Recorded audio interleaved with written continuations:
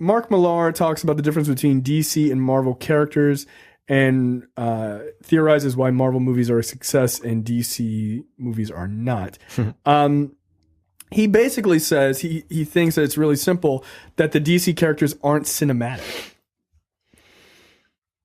That Marvel deals more with the personalities and the humanity side of the characters, and then the DC characters are basically gods. So that doesn't allow for good movies. I 100% disagree with that, by the way. I don't think cinematic, part of cinema isn't just,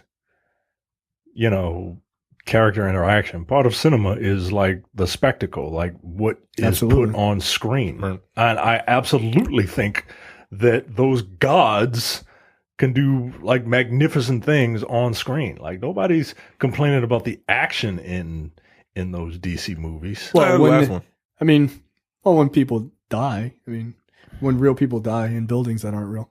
But when real CG people die. It just broke my heart into a million pieces.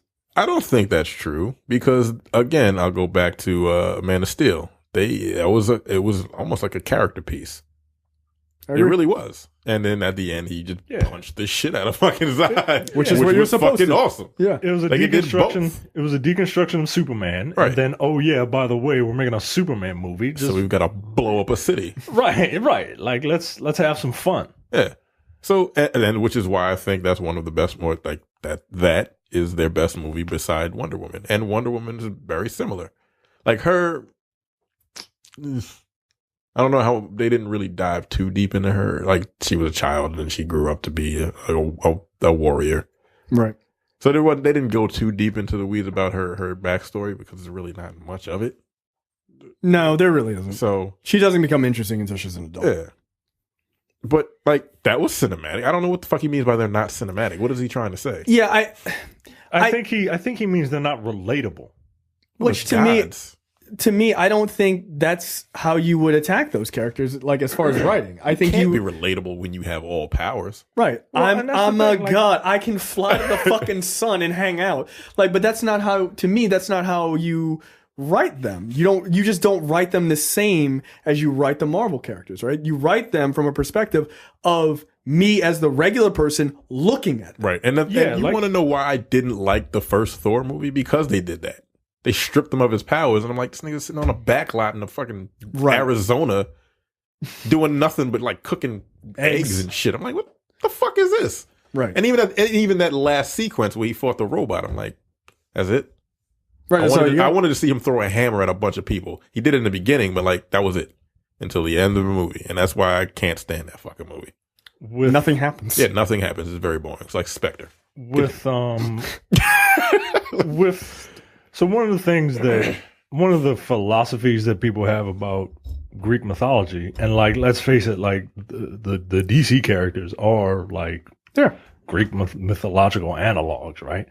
The Greek gods were thought of as gods because they had powers, but they were just like, the stories about them are stories of regular ass people who just happen to have powers. Right? Like Zeus wasn't some like Zeus was a fucking dick. He was like every other trifling nigga walking around. Putting his dick in everything. Putting his dick in literally everything, fathering a bunch of fucking children and being an absentee dad that can shoot lightning bolts. That's it.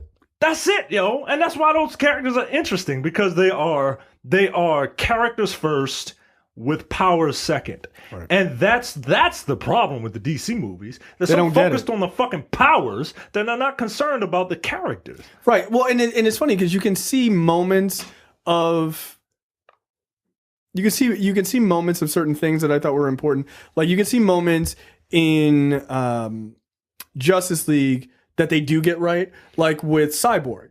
Like he's the most interesting. He's probably one of the most interesting characters because they dig into him as a character, as a person, and him dealing with the idea of like becoming this fucking robot and evolving and not quite knowing himself and stuff like that. Right. But where they fail with Cyborg is he doesn't do shit. He doesn't do anything.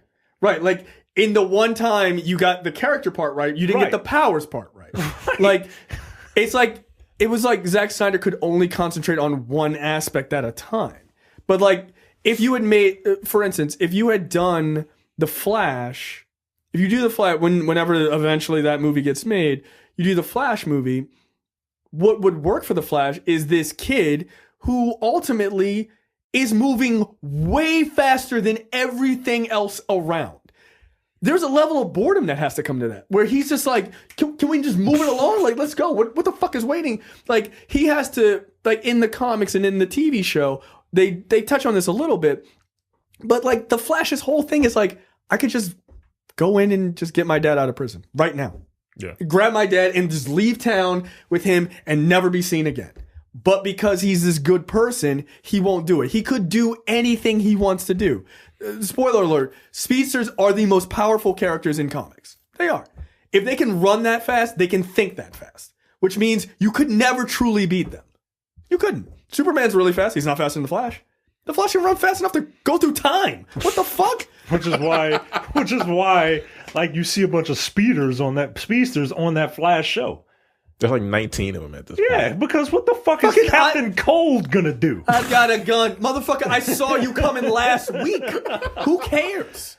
I threw that shit before I came in the room. Right. Like, it doesn't make any sense. So you have to, like, this idea that you have to, like, Snyder was right in Man of Steel in deconstructing those characters so you can get to the core of them. But people didn't like that, But the thing, yeah, you're right. But the problem is, I'm going to need people to realize that you're not necessarily going to get Superman from fucking Justice League, the cartoon, in the very first movie. Like, people look back at the original Superman movies, and those are fun. I like those movies. They're cheesy, but I like them.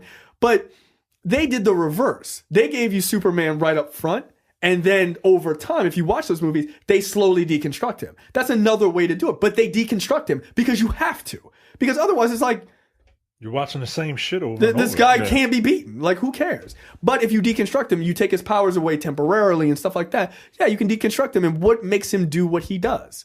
That's why they don't work. Because they're not consistent in how they attack the characters. That's why the movies fail. It's not because DC characters are less cinematic.